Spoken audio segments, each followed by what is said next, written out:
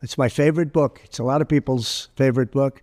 This Bible is a reminder that the biggest thing we have to bring back America and to make America great again is our religion.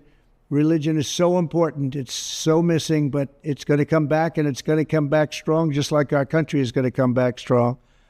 Religion and Christianity are the biggest things missing from this country, and I truly believe that we need to bring them back, and we have to bring them back fast. I think it's one of the biggest problems we have. That's why our country is going haywire. We've lost religion in our country. All Americans need a Bible in their home, and I have many. Welcome to Waymaker, where we explore faith, biblical truth, and the unfolding of God's will in the world. Today, we are delving into a remarkable and controversial statement by former U.S. President Donald Trump. We are bringing back the Bible to America. This declaration has sparked discussions across political and religious circles. But what does it truly mean? Is America returning to its biblical roots? How does this align with God's plan? And what does the Bible say about the revival of faith in a nation? Join me as we explore this topic through the lens of Scripture, dissecting the role of Christianity in shaping societies, the consequences of abandoning God's Word, and the promise of restoration when a nation turns back to Him. 1. America's biblical heritage, a nation built on faith. From its very foundation, America was deeply intertwined with biblical values.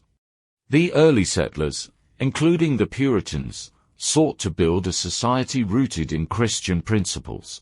Many of America's founding documents, including the Declaration of Independence and the Constitution, were influenced by the moral laws found in the Bible.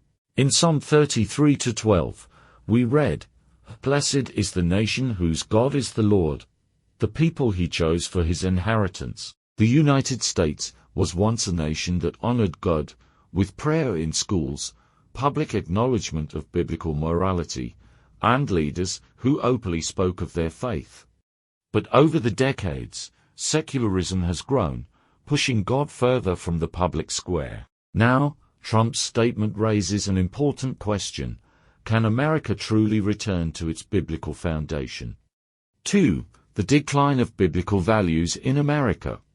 Over the years, we have witnessed a departure from Christian values in many aspects of American society. Removal of prayer from schools. In 1962, the U.S. Supreme Court ruled in Engel v. Vitale that school-led prayer was unconstitutional.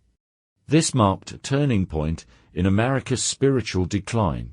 Legalization of abortion and redefinition of marriage laws have been passed that contradict biblical teachings on the sanctity of life and marriage. Genesis 1:27, Leviticus 18:22. Rise of secularism. Many institutions now promote ideologies that contradict biblical truth, pushing Christianity into the background. The Bible warns of the consequences of turning away from God. Hosea 4:2-6 says, "My people are destroyed for lack of knowledge. Because you have rejected knowledge, I also will reject you."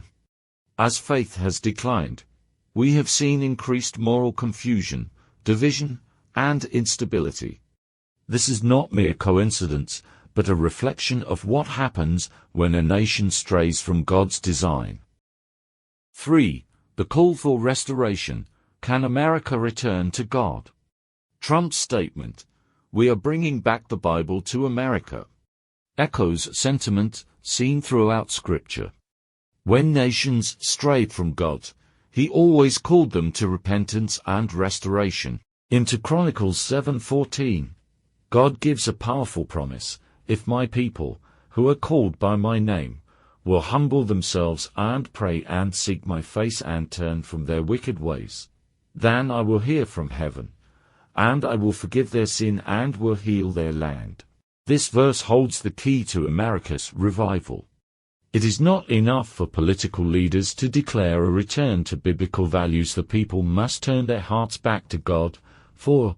Biblical examples of national revival. Throughout history, God has brought revival when His people sought Him earnestly. Let's look at 3 biblical examples. A. King Josiah's Reformation, 2 Kings 2:2-3. King Josiah of Judah discovered the book of the law after generations of neglect. When he realized how far the nation had strayed, he led a national revival by tearing down pagan altars and reinstating God's commandments. Lesson: a leader's call for biblical restoration must be met with action from the people. A declaration alone is not enough. There must be a commitment to true repentance. Be the revival under Nehemiah 8-9. After returning from exile, the Israelites gathered to hear the word of God read by Ezra. They wept in repentance and renewed their covenant with God. Lesson: God honors those who return to His word with sincerity. If America desires true revival, there must be genuine repentance and renewed devotion to Scripture. See Nineveh's repentance, Jonah 3:4-10. When Jonah warned Nineveh of impending judgment, the people from the king to the commoner fasted and repented. God saw their repentance and spared the city. Lesson: no nation is beyond redemption if it turns back to God in humility. 5. Challenges and opposition to bringing back the Bible. Though Trump's statement has been welcomed by many Christians, there is strong opposition from secularists, politicians, and activists who advocate for a society free from biblical influence. Jesus himself warned in John 15:18-19, "If the world hates you, know that it has hated me before it hated you." Bringing back the Bible means confronting atheistic ideologies that deny God's existence, laws and policies that contradict biblical morality, a media culture that often mocks Christianity. But as believers, we are called to stand firm in faith. Ephesians 6:13 tells us, "Put on the full armor of God, so that when the day of evil comes, you may be able to stand your ground." 6. The role of the church and every believer. Trump's declaration is significant, but true revival does not come from political leaders alone. It begins in the church and within the hearts of believers. What can we do to ensure that this call to bring back the Bible leads to lasting change? Commit to personal revival. Read the Bible daily and apply it in your life. Psalm 119-105. Raise God-fearing families. Teach children biblical values. Proverbs 20:6. Speak the truth boldly. Share the gospel without fear. Matthew 28:19-20. Pray for national repentance. Intercede for leaders and the nation. 1 Timothy 2:1-2. Stand against false doctrines. Be vigilant against compromise in the church. 2 Timothy 4:2-3-4. Conclusion: will America truly return to God? I'm proud to be partnering with my very good friend Lee Greenwood, who doesn't love his song, God Bless the USA, in connection with promoting the God Bless the USA Bible.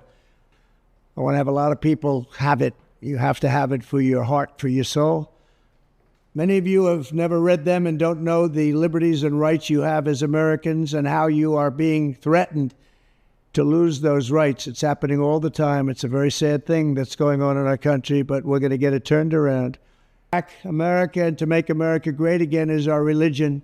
Religion is so important. It's so missing, but it's going to come back. In the end, we do not answer to bureaucrats in Washington. We answer to God in heaven. Christians are under siege. We must protect content that is pro-God. We love God, and we have to protect anything that is pro-God.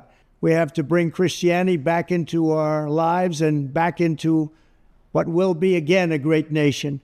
Our founding fathers did a tremendous thing when they built America on Judeo-Christian values. Now that foundation is under attack. Perhaps, what can we do? Stand up, speak out, and pray that God will bless America again. I'm proud to endorse and encourage you to get this Bible. We must make America pray again. And stand with me and the legions of Americans asking God to bless our great nation, to bring our great nation back, and to make America great again. Trump's statement, "We are bringing back the Bible to America," could mark the beginning of a spiritual awakening. But true revival will not come from political leaders alone. It requires the repentance and faithfulness of God's people. As Jeremiah 18:7-8 says, "If at any time I announce that a nation or kingdom is to be uprooted, torn down and destroyed, and if that nation I warned repents of its evil, then I will relent and not inflict on it the disaster I had planned." The future of America depends on its response to God's call. Will it embrace the Bible once more, or will it continue down a path of moral decline? Let us pray, stand firm in faith, and work tirelessly to bring biblical truth back into our homes, communities, and the nation. If this message has touched your heart, share it with others.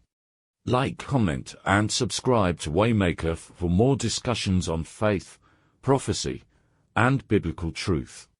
Let us be God's voice in a world that desperately needs His word. May God bless you, and may America and the world return to the one true